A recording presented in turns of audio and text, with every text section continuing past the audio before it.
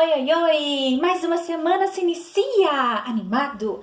Devemos sempre estar. Não podemos perder o hábito dos estudos, hein? Afinal de contas, nós não paramos de aprender nunca, não é verdade? Por isso, pegue seu livro de ensino religioso e abra na página 38. Estamos no capítulo 6, onde o título é Errei. Antes de nós começarmos, eu quero refletir um pouquinho com vocês sobre fidelidade. Fidelidade. Segundo o dicionário Aurélio, fidelidade é uma qualidade de quem é fiel. Também significa lealdade, firmeza, perseverança. Você já se comprometeu com alguém e deixou essa pessoa na mão? Como você se sentiu com essa situação? É complicado quando as pessoas nos deixam na mão, né? Quando as pessoas dizem que são nossos amigos e do nada nos abandonam, mentem pra gente ou fingem que a gente não existe. Mas enfim, isso também aconteceu lá com o povo de Israel. O povo de Israel havia recém sido liberto do Egito, da escravidão do Egito, e eles haviam feito um compromisso de fidelidade a Deus. Aquele Deus que enviou as 10 pragas para o Egito, para aquele povo ser libertado. Aquele Deus que abriu o mar vermelho para eles fugirem dos egípcios que estavam vindo atrás deles. Então, Moisés deixou Arão responsável pelo acampamento e subiu ao Monte Sinai para conversar com Deus. Então Moisés passou um tempo lá. Agora para pensar. O povo de Israel havia ficado muitos anos sendo escravo no Egito. Então eles precisavam de leis, de regras. Por quê? Porque é a lei que mostra o pecado. É por meio da lei que eu vou saber se eu transgredir essa lei ou se eu não transgredir. Se não houvesse uma lei que falasse que eu não posso cruzar o sinal, lá o semáforo, no sinal vermelho, eu não saberia que eu estaria transgredindo, certo? Então Moisés, ele subiu ao monte para receber as leis dos 10 mandamentos para poder gerenciar o povo de Israel. Só que quando ele desceu do monte, voltando para casa, vamos assim dizer, ele encontrou o povo dançando ao redor de uma fogueira. Eles haviam pego um molde, Arão havia ajudado nisso, um molde, haviam feito um bezerro de ouro. E então eles estavam dançando nesse bezerro de ouro, na frente, como se aquele bezerro de ouro fosse um deus. Agora, estátuas ouvem? Não, né? Estátuas falam? Também não. Que estranho, né? Mas foi isso que aconteceu. E quando eles viram Moisés, eles gritaram e saíram correndo. Quando você é pego no flagra, ai, ai, ai, mamãe pegou você comendo o que não era para comer, o que você costuma fazer? Nesse caso, o povo, quando viu Moisés, eles gritaram e saíram correndo. Por quê? Porque eles sabiam que haviam feito algo errado. Afinal de contas, eles haviam se comprometido com Deus de que seriam fiel a Ele. E sabe, geralmente quando a gente faz uma coisa errada, a gente tenta justificar os nossos erros. E com o povo de Israel não foi diferente. Sabe o que eles falaram? Eles falaram assim, não sabíamos o que tinha acontecido com você. Achávamos que você tinha morrido lá no monte, então a gente resolveu fazer um ídolo pra gente. E aquilo não era verdade. E sabe, a gente costuma saber que o fogo, ele costuma purificar. Ele purifica, ele limpa. Então Moisés pegou aquele ídolo, aquele bezerro, e mandou que as pessoas que acreditassem em Deus colocassem fogo naquele bezerro.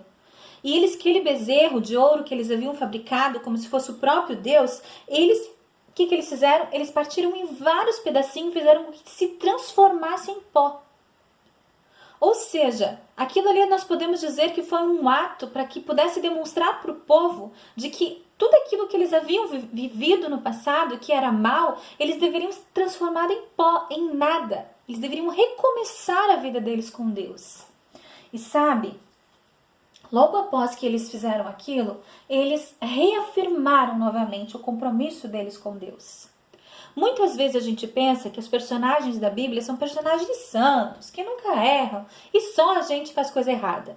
Mas aqui, no exercício 4 da página 39, ele vem falando sobre 3 personagens que a gente percebe que aconteceram coisas erradas e coisas certas na vida deles. Por exemplo, o que aconteceu com José? O que os irmãos de José fizeram para ele de errado? Eles venderam José. Já pensou você ser vendido pelos seus próprios irmãos? Então, não se espanta tantos problemas que muitas vezes a gente vê em família, né? Mas o porquê que isso acontece? A ausência de Deus. Então, olha só, José ele foi vendido pelos irmãos. Qual foi a consequência disso para os irmãos de José? A vida toda se sentiram culpados pelo que haviam feito com o próprio irmão. Como que esse erro foi reparado? O que aconteceu para que os irmãos de José não sentissem mais o peso da culpa? Eles pediram perdão. Outro personagem da Bíblia que a prof quer lembrar para vocês é Jonas. Jonas havia sido chamado por Deus para ir pregar a uma cidade que estava em pecado, a cidade de Nínive. Se aquele povo não se arrependesse, Deus iria destruir a cidade, porque eles estavam fazendo muitas coisas erradas. Só que Jonas ficou com medo de que as pessoas matassem ele. Então, o que Jonas fez de errado? Ele fugiu de Deus. O que aconteceu com ele como consequência? Quem sabe me dizer? Ele foi engolido por um peixe, né? Por um grande peixe, a Bíblia fala. E para Jonas reparar o erro que ele havia feito, o que ele precisou fazer?